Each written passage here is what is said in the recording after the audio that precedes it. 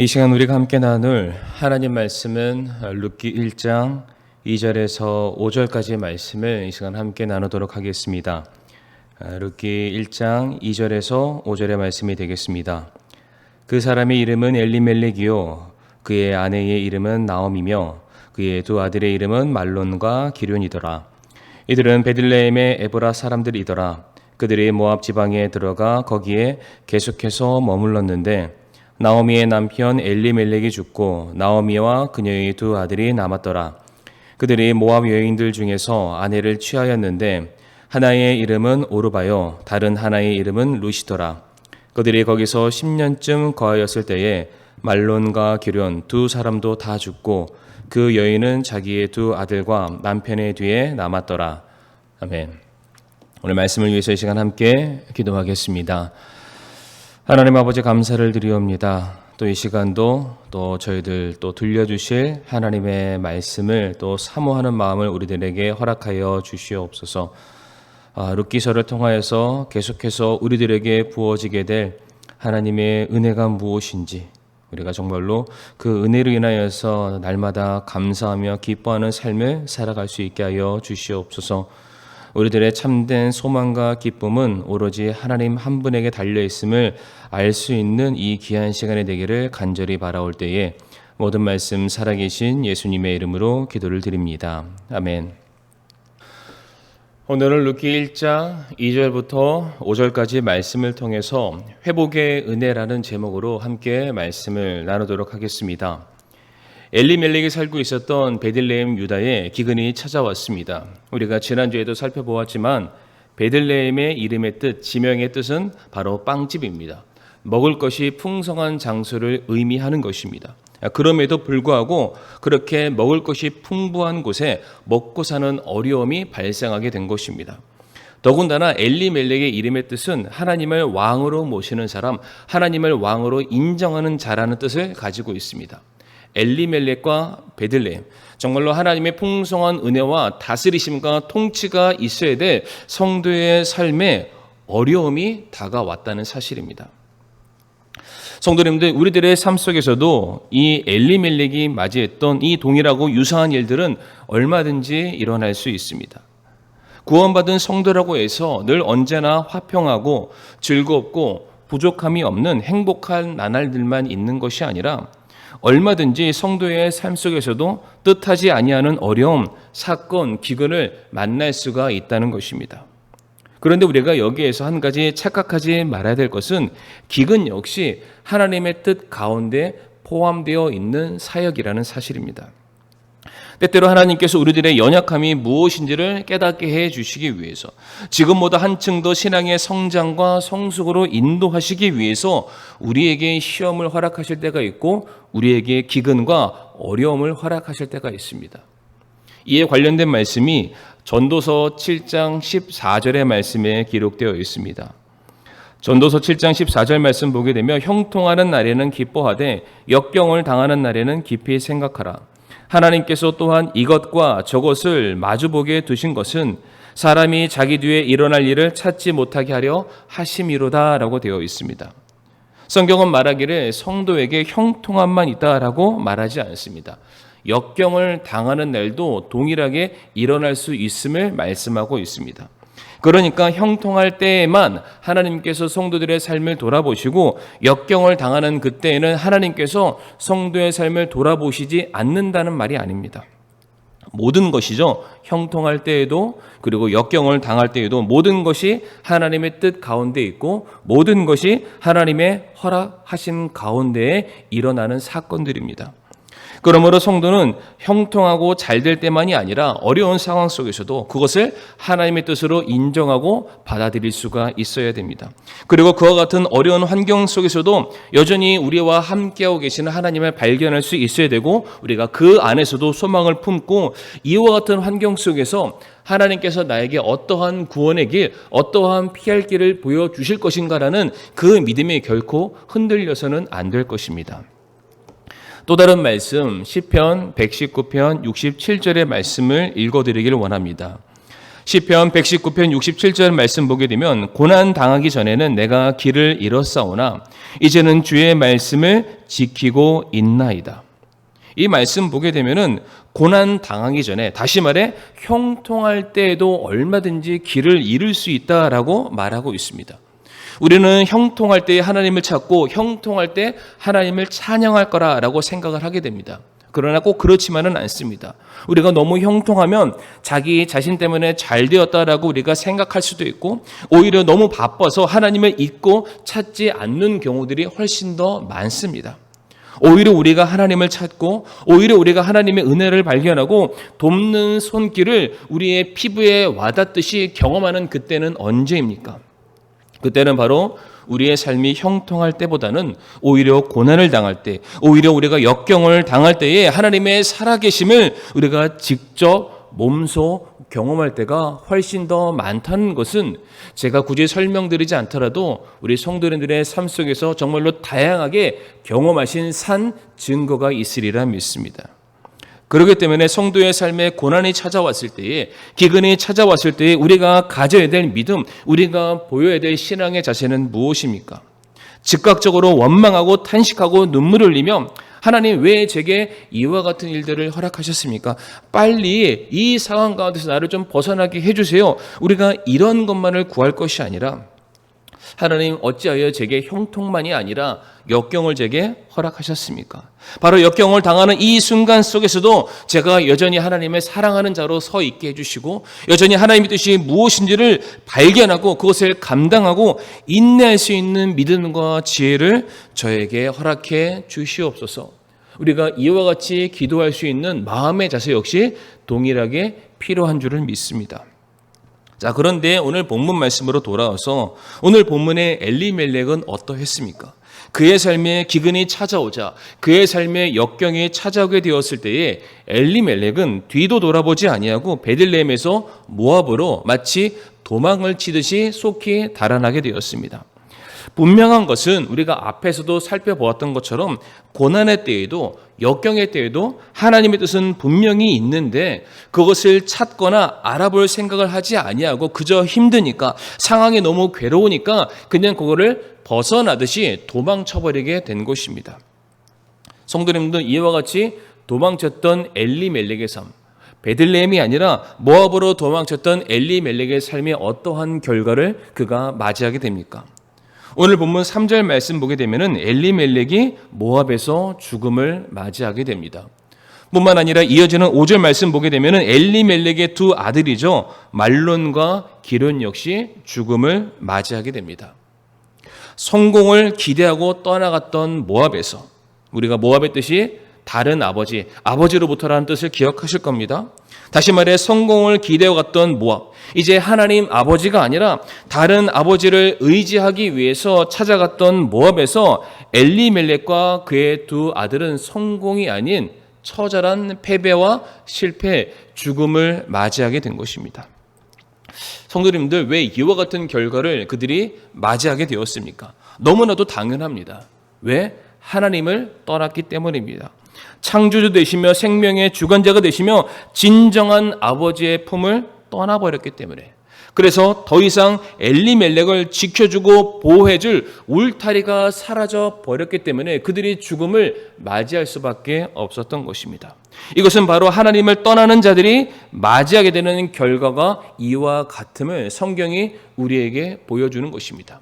성도님들, 무엇이 진짜 재난입니까? 무엇이 진짜 역경이고 시험이고 어려움이라고 생각하십니까? 세상이 우리에게 주는 거, 성도님들, 그런 거 역경 아니고 재난 아니고 시험이 아닙니다.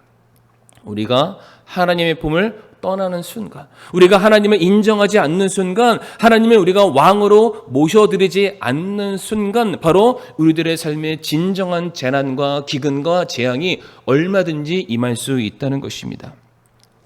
성도님들, 제가 지난 시간에도 이 사사기서와 룻기가 동시대의 사건이다라고 말씀을 드렸습니다. 우리가 이제 살펴봤던 그 사사기서 말씀을 통해서 우리가 배울 수 있었던 것이 무엇이었습니까? 모든 인간들의 죄의 본질, 죄의 속성이 어디로부터 시작되었느냐? 바로 그들이 하나님을 떠남으로부터 시작이 되었습니다. 하나님을 왕으로 인정하지 아니하고 자기 스스로 선택하고 결정하고 그것을 믿고 따르는 그러한 모든 죄악 군상들이 맞이하게 되는 결과는 바로 패배였고 결핍이었고 고난밖에 없음을 사사기서가 우리에게 말해주고 있습니다. 그런데 같은 시간대에 기록되어 있는 룻기서는 사사기서와 분명한 차이를 우리들에게 보여주고 있습니다. 성도님들, 상황은 똑같습니다. 오늘 본문에 나와 있는 엘리멜렉을 한번 보시길 바랍니다. 그 역시 하나님을 인정하지 아니하고 하나님의 품을 떠나는 그런 모습을 보여주고 있습니다. 그런데 이와 같이 실패하고 몰락한 죄인들을 향해서 하나님께서는 룻기서를 통해서 우리에게 무엇을 보여주시냐면은 하나님이 그들을 포기하지 아니하시고 어떻게 그들을 구원해 내시는가, 어떻게 그들에게 은혜를 베푸시는가, 어떻게 그들을 회복시켜 내시는가를 룻기서를 통해서 우리에게 보여준다는 것입니다. 제가 왜 이와 같이 말씀을 드리냐? 근거가 있습니다. 우리가 지난번에 살펴봤던 사사기에서 맨 마지막 장, 마지막 절의 말씀이 어떻게 끝납니까? 사사기 21장 25절의 말씀 보게 되면은 그때에는 이스라엘의 왕이 없었으므로 사람마다 자기 눈에 옳은 것을 행하였더라 라고 끝을 맺고 있습니다. 하나님을 왕으로 인정하지 않는 자들을 향해서 하나님께서 말씀하시기를 나 역시 너희들을 내 백성으로 삼지 않겠다. 그러하게 그들이 맞이하게 되는 결과는 늘 언제나 좌절과 실패와 고난과 시련뿐이었습니다. 그래서 사사기의 말씀 시작은 마치 가나안을 정복하기 위해서 들어가는 승승장구하는 이스라엘의 모습을 보여주었으나 그 끝은 어떻게 끝납니까? 그 이스라엘이 와해되는 모습으로 끝나는 것으로 우리가 사건을 기억하고 있습니다. 자, 그런데 반대로 동시대에 기록되어 있는 이 룻기 사건 한번 보시길 바랍니다. 이제 우리가 앞으로 살펴보겠지만은 룻기의 마지막 장, 마지막 절. 룻기 4장 22절의 말씀 보게 되면 이렇게 말씀이 기록되어 있습니다. 오벳은 이새를 낳았고 이새는 다윗을 낳았더라. 4장 후반부를 보게 되면 계속되는 족보가 기록이 되어 있는데 그 끝이 어떠한 것으로 끝나냐? 바로 다윗으로 족보의 내용이 끝으로 룻기서가 마감을 하고 있습니다. 성도님들, 사사기의 끝은 왕이 없었다. 그러므로 그들이 실패했다라고 끝을 맺었습니다. 그런데 룻기의 끝은 어떻게 끝이 납니까? 이스라엘을 이끌어주고 보호하며 통치할 왕 다윗을 준비하셨다라는 것으로 룻기서가 끝나고 있습니다. 전혀 완전히 다른 결말을 우리들에게 보여주는 것입니다. 그리고 더 중요한 것이 무엇입니까? 이 룻기를 시작으로 된 족보죠. 계보는 성도님들 다윗에게서 멈추지 않습니다. 이제 다윗에서부터 한 걸음 더 나아가 이제 다윗의 계보를 통해서 이 땅에 누가 오시게 됩니까? 바로 이 땅의 진정한 왕이신 예수 그리스도께서 오시게 됩니다. 마태복음 1장 21절 말씀 보게 되면 너는 그의 이름을 예수라 하라. 이는 그가 자기 백성을 그들의 죄들에서 구원할 것이기 때문이라 하니라. 아멘.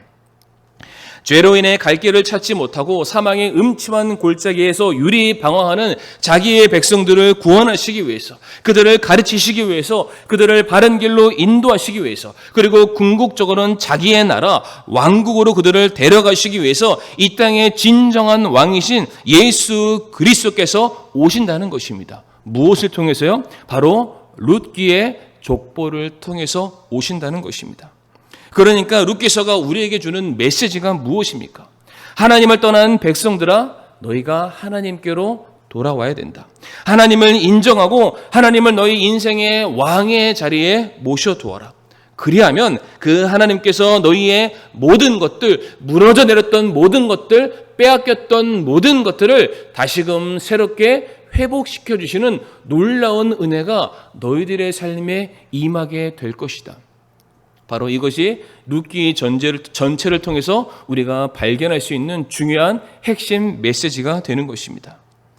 그래서 제가 오늘 본문 말씀을 묵상하면서 무엇을 깨닫게 되었느냐면, 하나님은 왕이시다라는 이름을 가진 엘리멜렉은 그의 이름값을 하지 못하는 삶을 그가 살아왔습니다. 그런데 그럼에도 불구하고 하나님께서는 자신의 왕되심을 그 죄 많은 백성들을 향해서 여전히 한결같이 성실하게 보여주고 계신다는 것입니다.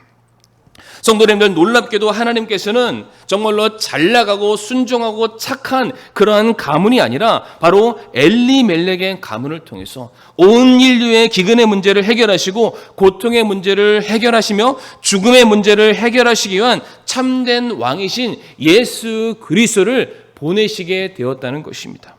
성도님들, 너무나도 감사하지 않으십니까? 하나님께 도움을 구하기보다는 세상을 향해서 도움의 손을 뻗치는, 자기가 있어야 될 자리가 아니라 가지 말라는 세상을 향해 나아갔던 엘리멜렉, 그 죄인을 향해서 하나님은 여전히 그를 포기하지 아니하시고, 하나님은 여전히 그를 모른다 하지 아니하시고, 여전히 그를 자기의 자녀요, 자기의 백성으로 인정하시고 그의 삶의 왕노릇 하시기 위해서 여전히 신실하게 그들에게 베푸시는 은혜를 우리들에게 오늘도 보여주고 계신다는 사실입니다. 자, 이 말씀을 묵상하다가 갑자기 로마서 1장 말씀이 생각났습니다. 로마서 1장 말씀 보게 되면은 거기에 죄에 대한 목록들이 쭉 하고 나열이 되어 있습니다. 로마서 1장 28절 말씀 보게 되면은 그들이 자기 지식 속에 하나님 두기를 싫어하매라는 말씀으로써 이제 죄에 대한 목록이 나열되고 있습니다. 다시 말해 하나님을 하나님으로, 하나님을 왕으로 인정해 드리기를 거부하는 것이 바로 죄의 시작인데, 바로 그와 같은 사람들이 짓는 죄의 항목들이 쭉 하고 나열되어 있습니다. 28절부터 말씀을 쭉 보게 되면 어떠한 목록들을 우리가 발견할 수 있습니까? 너무나도 많은데, 불의, 음행, 사악함, 탐욕, 악의와 시기, 살인과 논쟁과 속임수와 적개심, 수근수근하는 것, 뒤에서 헐뜯는 것, 업신여기는 것, 교만한 것, 자랑하는 것, 악한 일들을 꾸미는 것, 그리고 부모에게 불순종하는 것, 지각이 없는 것, 언약을 어기는 것, 본성에 애정이 없는 것, 화해하기를 거부하는 것, 긍휼이 없는 것. 이 모든 것들이 죄인들이 그들의 삶에서 뱉어내게 되는 삶의 악한 열매들이다라고 성경은 말하고 있습니다. 그런데 더 심한 것은 이어지는 로마서 1장 32절의 말씀 보게 되면 이와 같은 죄를 지으면 그에 합당한 심판이 있음을 알면서도 그 죄의 짓기를 멈추지 않는다 말하고 있습니다. 뿐만 아니라 또한 자기와 같이 죄를 짓는 자들을 바라보면서 흡족히 여긴다, 좋아한다, 그들을 그렇게 더 죄를 지으라고 격려하는 모습이 바로 죄인들의 모습 가운데 동일하게 담겨 있음을 말해주고 있습니다. 성도님들, 지금 제가 방금 전에 언급했던 로마서 1장에 나와 있는 이 모든 죄악들, 이 죄악들은 죄인들이 그 죄악들 가운데 단 하나만 짓는다라는 것이 아닙니다. 죄인이라면 여기에 나열되어 있는 모든 죄들을 동시에 그가 살아가는 모든 인생 가운데 다 지으면서 살아간다는 것을 성경이 우리에게 말해주는 것입니다. 그러니까 이 죄들을 하나의 목록으로 구분 지으면은 정말로 성도님들, 우리는 하나의 죄만 짓는 초범이 아니라 전과 십범, 아니 당장에 사형을 언도받아도 더 이상할 것이 없는, 전혀 이상할 것이 없는 정말로 추악한 죄인이요 살인자라는 사실입니다. 성도님들, 사도 바울의 고백을 기억하시죠? 나는 죄인 중에 괴수다, 나는 모든 죄인들 중에 가장 악질이다라고 고백했던 그 사도 바울의 고백이 사도 바울에게만 적용되는 것이 아니라 오늘을 살고 있는 바로 저와 성도님들이 동일하게 뱉어야 될 신앙 고백이라는 사실입니다. 성도님들, 한번 생각해 보시길 바랍니다. 지금 성도님들 앞에 누군가 밥 먹듯이 거짓말하고 죄를 짓 때 양심의 가책을 느끼지 아니하고 오히려 다른 사람마저도 죄를 짓도록 만드는 그러한 사람들이 있다고 한번 가정해 보시길 바랍니다. 아마 그런 사람이 있다면 성도님들은 그런 사람과 전혀 상종하고 싶지 않을 것이고, 그런 사람이 있다면 그런 사람을 향해서 저주하고 욕하고 우리의 무리 안에서 내 곁에서 물러가라 라고 아마도 경고하실지도 모를 것입니다. 그런데 성도님들, 바로 그 사람이 다른 누군가가 아니라 바로 저와 성도님들이라는 사실입니다. 바로 이와 같은 철저히 타락한 죄인들인 우리를 하나님께서는 포기하지 아니하시고 여전히 우리를 향한 하나님의 사랑, 구원의 손길을 뻗쳐주고 계십니다. 현재 뉴스에 나오는 어떠한 나라의 대통령처럼 자기 살 길을 찾기 위해서 도망치는 그러한 사람, 그러한 분이 아니시라 어떻게 해서든 자기 백성을 구원해내시기 위해서, 어떻게 해서든 자기 백성들을 회복시켜 내시기 위해서 수단과 방법을 다 동원하시는, 심지어 자기의 아들까지 내어주시는 바로 그분이 바로 우리가 사랑하는 우리의 구원자 되시는 예수 그리스도, 바로 그분을 보내신 하나님 아버지라는 사실입니다. 바로 그러한 은혜를 지금 우리가 오늘도 받아 누리며 살아가고 있다는 것입니다. 그런데 성도님들, 이제 말씀의 결론을 맺길 원하는데 바로 이와 같은 은혜죠. 회복의 은혜, 다시금 우리를 새롭게 하시는 은혜, 우리가 상처와 어려움과 절망 속에 있는 우리에게 다시금 새롭게 일어날 수 있는 그 은혜를 우리가 다시금 경험하기 위해서 우리에게 주어지는 한 가지 책임이 있습니다. 우리가 반드시 하나님 앞으로 돌아가야 되는 그러한 신앙의 결단과 고백이 있어야지만 우리가 이와 같은 회복의 은혜를 누릴 수 있다는 사실입니다. 오늘 우리가 읽지 않았지만 루키 1장 6절의 말씀 한번 읽어보겠습니다. 그때에 그녀가 주께서 자신의 백성을 돌아보사 그들에게 빵을 주셨다는 것을 모압 지방에서 들었으므로 모압 지방에서 돌아오려고 자기의 며느리들과 함께 일어나니라 라고 되어 있습니다. 주님께서, 하나님께서 이제 자기의 백성들을 돌아보사 그들에게 먹일 빵, 생명의 양식, 구원의 길이신 예수 그리스도를 준비하고 계심에 대해서 그것을 듣고 믿고 확신하는 성도들아, 이제 가짜 아비인 모압을 떠나고 거짓으로 가득한 이 세상을 떠나서 베들레헴으로 돌아와라. 아버지께로 돌아와라. 하나님께서 우리의 왕 되심을 보여주시기 위해서, 하나님께서 우리의 아버지 되심을 보여주시기 위해서 이제 모든 것을 다 준비하고 계신다. 너희들이 돌아오기를 기다리고 계시고 우리들의 모든 죄를 다 용서하실 만반의 준비, 우리를 다시금 새롭게 회복시켜 주실 모든 만반의 계획을 다 하나님이 가지고 계신다. 그러므로 사랑하는 주의 백성들아, 이제는 모압이 아닌 베들레헴으로, 이 세상이 아닌 하나님께로 돌아오라. 바로 이 놀라운 메시지가 지금 어디로부터 들리고 있습니까? 바로 생명의 양식이 넘쳐나는 베들레헴을 통해서 이 소식이 지금 널리 퍼지고 있다는 것입니다. 사랑하는 성도님들, 엘리멜렉이 어떠한 마음을 가졌습니까? 베들레헴을 떠나면 더 잘 될 거라 생각했고 베들레헴을 떠나면 더 성공할 거라고 생각했는데 막상 그래서 떠나왔던 그 모압에서 와서 살펴보니까 그 모압은 아무것도 없었습니다. 아니, 자신이 있는 것마저도 다 빼앗겨버렸고 모든 것을 잃어버리게 되었습니다. 그리고 그 모압에서 살펴보니까 자기가 떠나왔던 그 베들레헴만이 오직 살 길이요 소망의 장소임을 뒤늦게 깨닫게 되었던 것입니다. 마치 탕자의 내용처럼 말이죠. 그러므로 사랑하는 성도님들, 탕자가 돼지 우리에서 늦게나마 정신을 차리고 아버지를 생각하고 자기가 떠났던 그 집을 기억하고 그 자리에서 일어나 집으로 돌아갔던 것처럼, 아버지로 돌아갔던 것처럼 이제 더 이상 소망이 없는 이 세상이 아니라 아버지의 집으로 생명 양식이 넘치는 베들레헴으로 돌아가는 결단이 우리에게 있어야 됩니다. 아니, 하나님께로 돌아가려고 하는 그 신앙의 결단이 우리에게 있어야 한다는 사실입니다. 호세아 6장 1절 말씀에 오라, 우리가 주께로 돌아가자. 그분께서 우리를 찢으셨으나 우리를 낫게 하시리라. 그분께서 우리를 치셨으나 우리를 싸매어 주시리라. 성도님들, 우리가 왜 하나님께로 돌아가야 됩니까? 하나님께서만이 우리를 낫게 하실 수 있기 때문입니다. 하나님께서만이 우리를 고치실 수 있고 하나님께서만이 우리를 회복을 시키실 수가 있기 때문입니다. 사랑하는 성도님들, 우리는 하나님의 품 안에서만 우리가 안식을 누릴 수가 있습니다.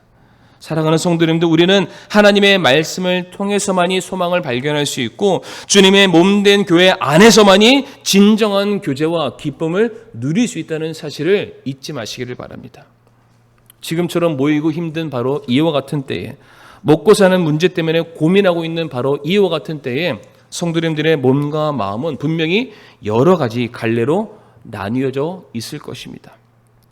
지금 이 말씀을 들으시는 성도님들의 몸과 마음은 지금 어디로 향해 계십니까? 지금 우리의 몸과 마음은 모압이 아니라, 이 세상이 아니라 우리가 다시 하나님께로 돌아와야 될 때입니다. 우리의 모든 것들이 베들레헴으로 다시금 향해 있어야만 한다는 사실입니다. 우리의 영혼의 진정한 안식과 평안과 충만한 양식이 있는 하나님 아버지께서 우리에게 허락하신 그 놀라운 소망의 장소인 베들레헴으로 우리는 돌아와야만 합니다. 사랑하는 성도님들, 다시 말씀드리지만 우리는 하나님을 떠나서는 아무것도 할 수 없습니다. 하나님의 품을 떠나고 하나님의 영향력을 벗어나서는 우리는 아무것도 할 수 없는 자임을 우리는 인정해야 될 것입니다. 성도님들, 우리 성도님들께서는 지금 어떠한 영향력 아래 지금 서 계십니까? 혹시 아직도 성공을 향해 끊임없는 갈증의 자리라는 영향력 가운데 지금 서 계십니까? 좀 더 돈을 더 많이 벌겠다는 탐욕이라는 영향력 아래 혹시 서 계십니까? 좀 더 안락한 이 땅에서의 미래를 준비하기 위한 욕망이라는 영향력 아래 서 계시지는 않습니까? 그러나 분명한 것은 우리가 이 세상 그 어디에서도 참된 만족과 안식과 축복을 누릴 수가 없다는 사실입니다. 성도님들, 정말로 우리 중에 먹지 못해서, 입지 못해서, 누울 곳이 없어서 고생하는 분들이 진짜 얼마나 계십니까? 물론 그러한 분들도 계시겠지만은 우리는 지금보다 조금 더 나은 나의 형편을 위해서, 조금 더 보장받은 내일을 우리가 막연하게나마 기대하는 마음으로 정말로 우리가 세상으로 우리들의 몸과 마음을 빼앗기고 있지는 않습니까? 성도님들, 분명한 것은 지금 우리가 누리고 있는 것만으로도 충분하다는 것입니다. 우리의 아버지 되시는 하나님께서 이미 성도님들의 모든 쓸 것과 마실 것과 입을 것이 무엇인지를 아시고 계시고, 우리들의 필요와 우리들의 간구와 우리들이 바라는 모든 것들을 이미 하나님께서 다 아시고, 왜? 우리의 아버지 되시니까 이미 모든 것들을 쓸 만큼 넉넉하게 채워주셨고, 과거에도 그렇고 이제 현재도 그러실 거고, 앞으로도 우리들 사랑하는 자기의 자녀들을 반드시 지키고 보호하실 분은 이 세상이 아니라 하나님 아버지 한 분뿐이십니다. 그러므로 성도님들, 이 세상을 향한 갈급한 마음을 갖지 마시고 하나님께로 돌아오시기 바랍니다. 하나님께로만 모든 것을 맡기시고 하나님 한 분만 바라보시기를 바랍니다. 성도님들, 우리가 아둥바둥하며 어떻게 하면 내일의 삶을 내가 잘 살아갈까 이렇게 고민하는 그러한 삶이 아니라 그냥 하나님 아버지께 내 모든 것을 맡겨야지. 이미 영원 전부터 영원 끝까지 모든 것을 다 준비하시고 그것을 계획하시고 완성해 내시는 하나님 아버지, 나의 진정한 왕께 내 모든 것을 내어 맡길 수 있는 바로 그러한 믿음이 저와 성도님들에게 있기를 원합니다. 요한일서 2장 15절부터 17절까지 말씀을 읽고 말씀을 마무리할 텐데요. 세상이나 세상에 있는 것들을 사랑하지 말라. 어떤 사람이 세상을 사랑하면 아버지의 사랑이 그 속에 있지 아니하니, 세상에 있는 모든 것, 즉 육신의 정욕과 안목의 정욕과 인생의 자랑은 아버지에게서 나지 아니하고 세상에서 나느니라. 세상도 그것의 정욕도 사라지되 오직 하나님의 뜻을 행하는 자는 영원토록 거하느니라. 사랑하는 성도님들, 오늘 우리들의 중심 한가운데에, 우리들의 마음 한가운데에 육신의 정욕과 안목의 정욕과 인생의 자랑이 아니라 하나님이 주시는 사랑으로 만족할 수 있고 하나님 한 분으로 우리가 만족할 수 있는 그 믿음이 우리에게 있게 해달라고, 그래서 이 세상이 아니라 베들레헴으로 향할 수 있는 그 믿음이 내게 있게 해달라고, 오직 말씀에 굳건히 설 수 있는 믿음이 내게 있게 해주시고 이 땅이 아니라 천국을 소망하며 살아갈 수 있는 그 믿음이 오늘 나에게 있게 해달라고 간절히 구할 수 있는 믿음이 저와 성도님들에게 있기를 바라며 오늘의 말씀을 마치도록 하겠습니다.